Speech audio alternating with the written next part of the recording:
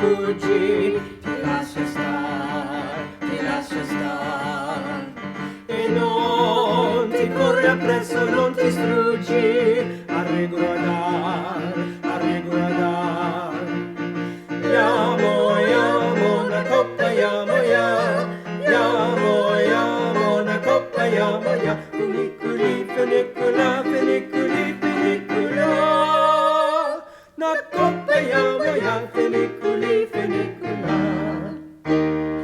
Ciao, sono Letizia. I'm Letitia, and this is Ciao, Letizia. Italy is the land of music and good food and the love of family. It's big family life in Italy. This episode today, I will be discussing living in Italy. Should you plan a long vacation in Italy or live there for a little while, which will help your Italian. It'll be very good for your Italian. And I'll be teaching you some songs, some music in Italian. Italians are very connected to music, and they love it. And so I'll be singing some short little stanzas of 3 songs. Now, should you be living in Italy, what would you expect? The first thing you'll notice when visiting a big city are the number of cars. Small cars, and they do not follow a straight line. They're sort of all over the place, including a sidewalk. When I first drove in Rome, I didn't know what to do. I said, what do I do? Che faccio? And my friend said, just follow the car in front of you. And I did. You know, I just thought, whatever that car did, there I was. But you do learn with this type of driving, you do learn to be a good driver and be very alert, because you have to be able to brake when necessary. A lot of Italians don't look like me. I'm actually I'm too Italian looking in Italy. I'm referred to as meridionale, meaning southern. You know, the Italians have this north and south fixation. North is settentrionale, so I'm meridionale, my dark hair, etc. And but they look, you know, like anywhere else in the United States. They're slender, and they're not dressed in the little World War II type dresses that Italian women are represented in films, you know, with the little flowers and the little scalloped little necklines and all that. They're very sophisticated. Also, you'll notice in Italy, especially on the coastline, on the seashore, you'll notice these colorful houses. And there's a lot of coastline in Italy. There are the three seas, the Mediterranean, the Ionic, and the Adriatic. And it was for sailors to spot their homes when they're out at sea. And it's such a lovely tradition that Italians have continued painting their houses in this colorful fashion to this day. What is very interesting that you'll note in Italy is that Italians talk really fast. Buongiorno, come stai? Io vado lì, io vado là. But they have words that I teach my students are pause words. So they'll be talking, and then they'll say, allora, or quindi, or insomma. So very fast-speaking people. The shops are closed in the afternoon from 1 to 2:30. That's tradition. A lot of people do not go home for their big meals anymore, but the shops still do close at that hour. And the Italians do eat dinner rather late. Dinner is between 8 and 9. And I've told you before, their big meal is in the afternoon, which is pranzo. Italians are very health conscious. Their consumption of alcohol is minimal. They tend not to eat a lot of meat. Very little butter. They use olive oil. In fact, butter is often not found in an Italian home. They eat a lot of fresh fruit and vegetables, and leftovers are not pleasing to a lot of Italians. And they go to the doctor an awful lot. They're very concerned with their health. Therefore, one would think that perhaps they're hypochondriacs. If you live in Italy, you'll take note of some of the health fixations the Italians have. They have a thing about the air, un colpo d'aria, a hit of the air, meaning you've been hit by I guess a breeze or whatever. Therefore, a lot of people will put sweaters on their shoulders so the air doesn't hit their shoulders. And I'm convinced that's what started the fad of women wearing these fashionable little dresses. And it comes from the Italians' fear of air. Another one is corrente, which is a breeze. They do not want to be in a draft situation by two open windows. They often talk about mal di fegato. Mal di fegato is bad liver. So when the liver is acting up, and I'm not quite sure how that happens, they will go on a diet called dieta bianco, a white diet, and eat very carefully so their liver is back in order. Esaurimento nervoso, that means a nervous breakdown. Now, if they really had a nervous breakdown, they would be in a hospital, but they're not. I think they are so exaggerated in their personality, as I am. I'm very emotional, very passionate about what I say. I think that can get rather tiring, so they need a bit of a rest for a while, and they call it un esaurimento nervoso. Italians are very kind people, very welcoming and helpful. If you should go to an Italian household at dinner time, they will invite you to dinner, and pretty much they will be insulted if you do not sit and have dinner with them. And I think this comes from the fact that they're used to big family gatherings, because Italians honor the family and the extended family. So they always have a ton of people at dinner. What's very interesting is that they all seem to know each other on their street. They say hello to each other, and they know everyone's business. I once was visiting a friend in a small village in Italy, and I remembered the street, but I did not have the street number, and I didn't know what to do. So someone suggested I shout my friend's name in the street, and I did. I shouted her name. Not shouted, but projected. And sure enough, all these windows opened on these balconies in these houses, and everyone told me that La Professoressa lived down the street, and they gave me the address. I'll never forget that. That would not happen anywhere else. Also, if you live in Italy for an extended period of time, myself, I was born there, they will not forget you. Years ago, I needed a document, so I wrote to a village in Italy and asked for this document. Many months later, I received a letter from a priest in a local village that informed me that I had written to the wrong office, but he had driven to the town where I should have written the letter and did the whole work for me, got the document all signed and prepared and everything.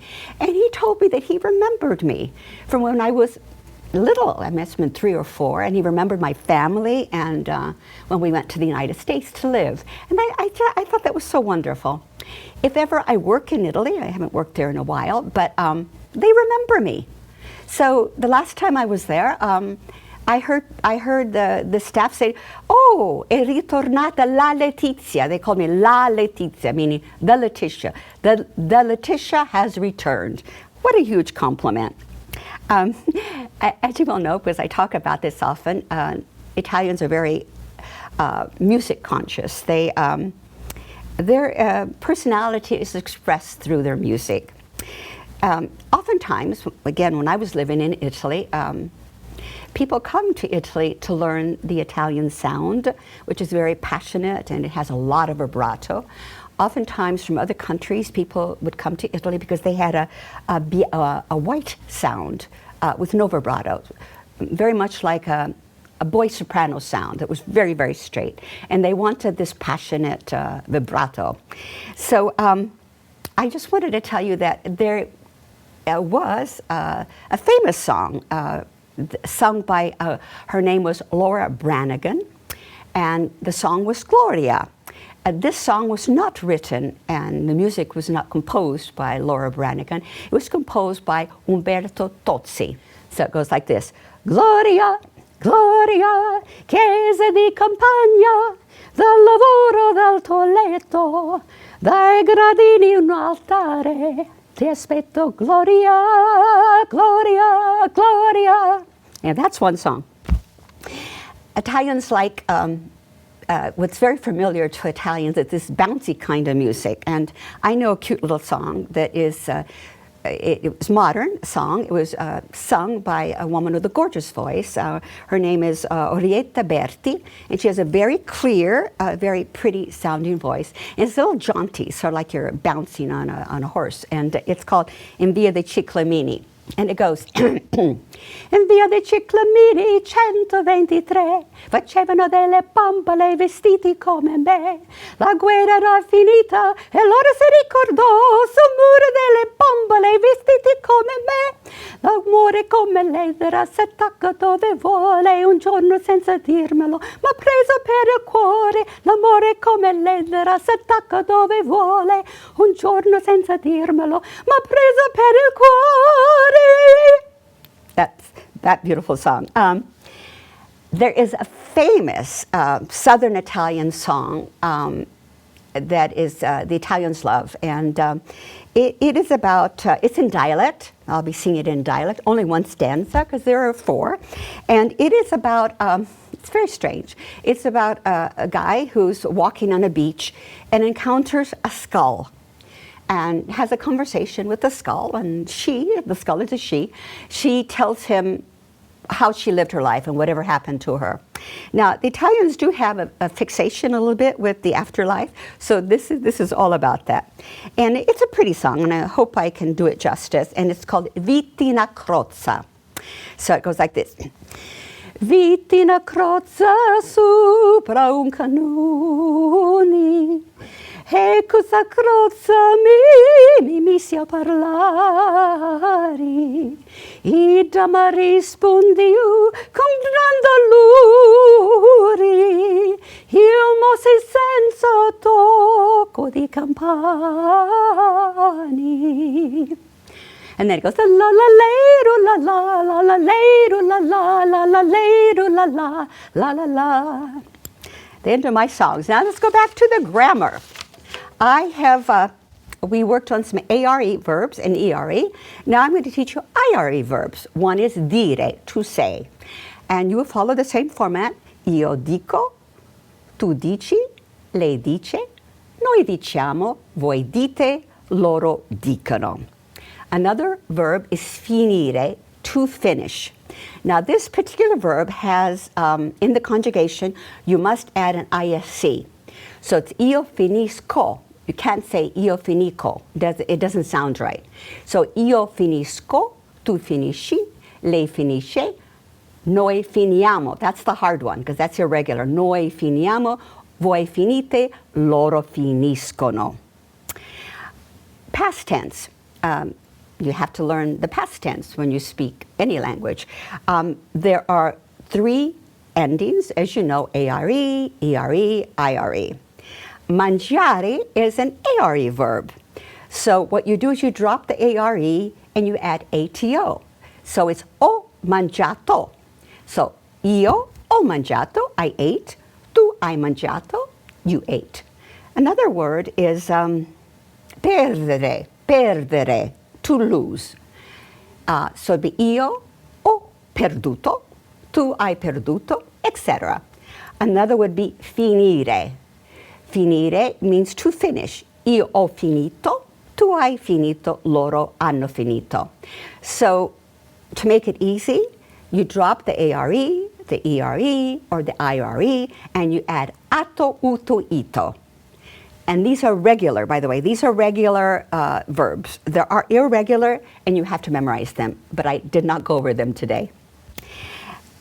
When you learn an adjective in Italian, you really should learn the opposite. For instance, felice, to be happy. Triste, sad. Early, presto.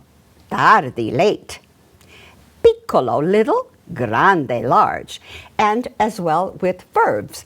To leave or to go is andare. To return is arrivare. Entrare, to enter. Uscire, to exit. To buy, comprare. To sell, vendere. When you're living in Italy, you will hear a word called lo sciopero, a strike.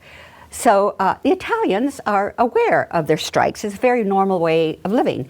They all know, and it's announced in the papers, that there will be a strike on such and such a time. And the strikes are always about the transportations, the buses, the airplanes, the trains, etc. But they're all aware of it. And schools work around this strike time. And of course, you know, the Italians think it's great because it's their way of bringing about their democracy. However, if you're visiting and you are not aware of this sciopero, it's problematic. They're very aware of climate change. There are a lot of solar energy houses and a lot of EVs. You see EVs everywhere.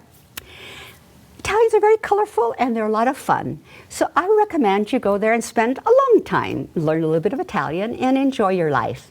Ciao. Una coppa,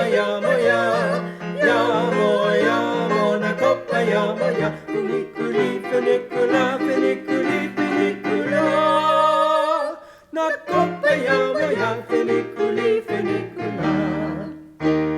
Nei amo della terra alla montagna, non passo c'è, non passo c'è. Se vedi Francia, Crocette e la Spagna, io vecchio a te, io vecchio a te. Tirate col fulminetto fatto, il cielo sarà, il cielo se va. Se va come lo viento allo strato, che sa, che sa. Yamo, una coppa, yamo, una coppa, yamo, funiculi, funicula, funiculi, funicula. Una coppa, yamo, funiculi, funicula. Se ne saluta, la cappa già, e dritta poi tornate, poi venuta, sta sempre qua, la cappa voto, attorno a te, sto cuore canta sempre noto l'orno, sposiamo, yamo, una coppa, yamo, una coppa, funiculi, funicula, funicula. Una coppa, funiculi, funicula.